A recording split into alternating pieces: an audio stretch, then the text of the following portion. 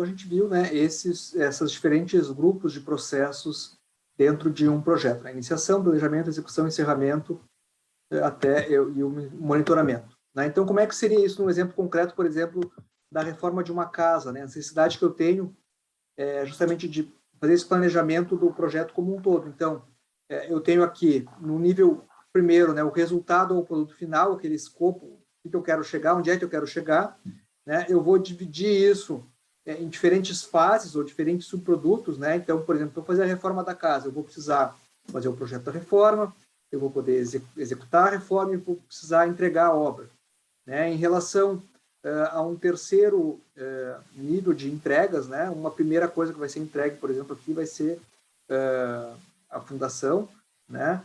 E um quarto nível, então, eu tenho os diferentes pacotes de trabalho. Então, cada fase dessas, ou cada subproduto, né, ele vai ser dividido em diferentes pacotes de trabalho, né? Então, por exemplo, em relação ao projeto, o projeto da arquitetura, eu poderia subdividir isso em elementos menores, né? Por exemplo, entrega, limpeza, mais a mudança, enfim. Então, mais ou menos assim, o que eu queria comentar aqui, né, é justamente essa articulação de se pegar o escopo e se subdividindo, né, as diferentes etapas em relação a isso, que é o próprio planejamento do meu projeto, e sendo que muitas vezes, nesse sentido, existem algumas incertezas envolvidas, né? Então, por exemplo, em relação ao próprio projeto, o que a pessoa está querendo ou não da casa, vai ser um outro elemento, e elas só vão poder ser resolvidas na medida em que eu ir avançando, né, nesse sentido. Então, de novo, essa estrutura interativa que a gente chama, né?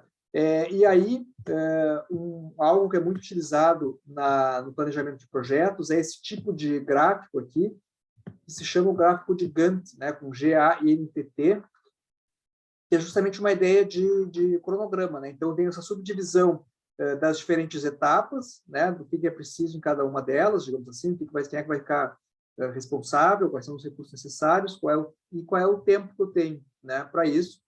E aí o que a gente nota aqui é que, né, num projeto, né, eu tenho várias etapas que acabam ocorrendo simultaneamente, né? Em algumas, por exemplo, assim, aqui eu posso começar essa em cinza aqui, né, antes de terminar aquela, e eu tenho algumas outras que não, né, que é necessário, por exemplo, eu acabar essa daqui para eu poder começar essas outras aqui, eu tenho essa sequência. Então, fazer esse planejamento e dividir e fazer essas subdivisões me auxilia a otimizar esses recursos, né, em certo sentido de que não necessariamente tem que esperar até aquela etapa seguinte ficar pronta para iniciar essa. Eu posso, talvez, ir definindo algumas coisas nesse sentido, né?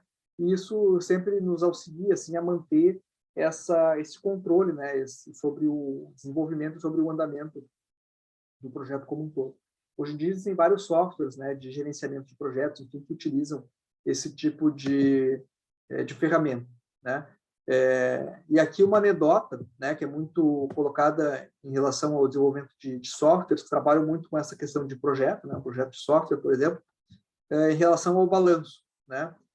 Então, como é que o cliente explicou, adquiriu o balanço, né, ou seja, quem iniciou o projeto, como é que o líder do projeto que estava justamente juntando a equipe, né, e gerenciando tudo, entendeu como é que o analista projetou, como é que o programador construiu, como o consultor de negócios escreveu, como algo, né, bem mais fabuloso do que era, talvez, e como é que o projeto foi documentado, ou seja, não foi documentado, como é que o cliente foi cobrado, né, uma montanha-russa mesmo do balanço, e, na verdade, o que ele queria era simplesmente um pneu para se balançar, né?